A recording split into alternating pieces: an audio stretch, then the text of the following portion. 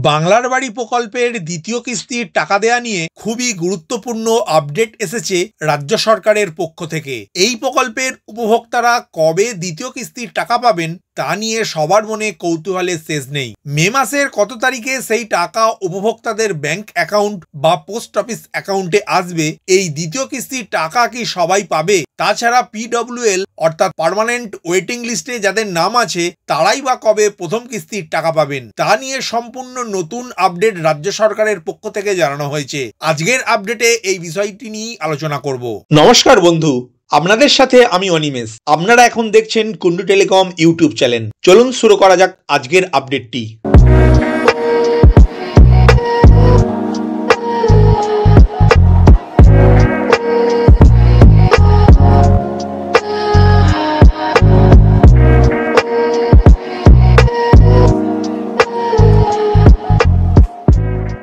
এই মে মাসেই বাংলার বাড়ি প্রকল্পের 12 লক্ষ উপভোক্তাকে দ্বিতীয় কিস্তির টাকা দেবে রাজ্য সরকার। প্রথম পর্যায়ে 8 লক্ষ উপভোক্তার টাকা নবান্ন ছাড়তে চলেছে বলেই অর্থ দপ্তর সূত্রের খবর। এই 8 লক্ষ উপভোক্তার বাড়ির লিন্টন পর্যন্ত কাজ সম্পূর্ণ হয়েছে, তাই এদের দ্বিতীয় কিস্তির টাকা আগেই ছাড়া হচ্ছে। বাকি 4 লক্ষ উপভোক্তা যাতে লিন্টন পর্যন্ত বাড়ি তৈরির কাজ দ্রুত শেষ করেন তার জন্য নিয়মিত পর্যবেক্ষণ চালাচ্ছে রাজ্যের পঞ্চায়েত দপ্তর। ফলে মে মাসের মধ্যে এদের ব্যাংক অ্যাকাউন্ট বা পোস্ট অফিস অ্যাকাউন্টেও দ্বিতীয় কিস্তির 60,000 টাকা পৌঁছে দেয়া যাবে বলে আশাবাদী সংশ্লিষ্ট প্রশাসনিক মহল।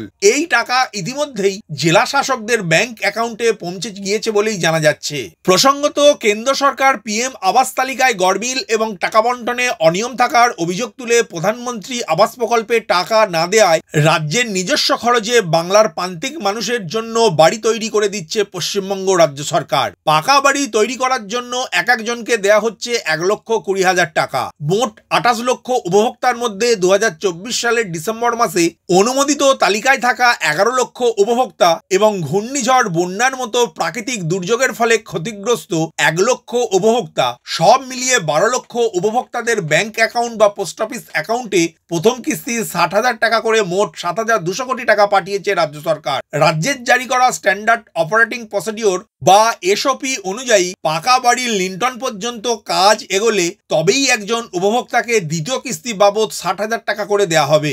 রাজ্য সরকার সূত্রে প্রাপ্ত তথ্য অনুসারে প্রায় 8 লক্ষ উপভোক্তা নির্দিষ্ট সময়সীমার মধ্যে সেই কাজ করতে পারলেও বাকি 4 লক্ষ উপভোক্তা কাজ শুরু করলেও বাড়ির লিন্টন পর্যন্ত সম্পূর্ণ করতে পারেননি। এর মধ্যে আবার 20,000 উপভোক্তা এখনো বাড়ি তৈরির কাজই শুরু করতে পারেননি।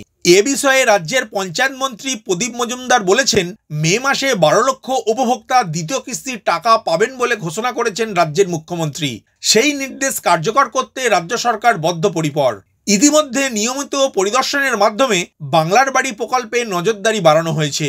মে মাসেই 12 লক্ষ উপভোক্তাকে রাজ্য সরকার দ্বিতীয় কিস্তির 60,000 টাকা করে উপভোক্তাদের অ্যাকাউন্টে চলে যাবে। তবে অর্থ দপ্তর সূত্রের খবর, প্রাথমিক পর্যায়ে 8 লক্ষ উপভোক্তাকে দ্বিতীয় কিস্তির 60,000 টাকা করে দিতে প্রায় 4,800 কোটি টাকা খরচ হচ্ছে। এই অর্থ বরাদ্দ নিয়ে প্রকল্পের দায়িত্বে থাকা পঞ্চায়েত দপ্তরের সঙ্গে নবান্নের শীর্ষকর্তাদের বৈঠক হয়েছে বলেও খবর। শীঘ্রই দ্বিতীয় কিস্তির টাকা ছাড়া হবে।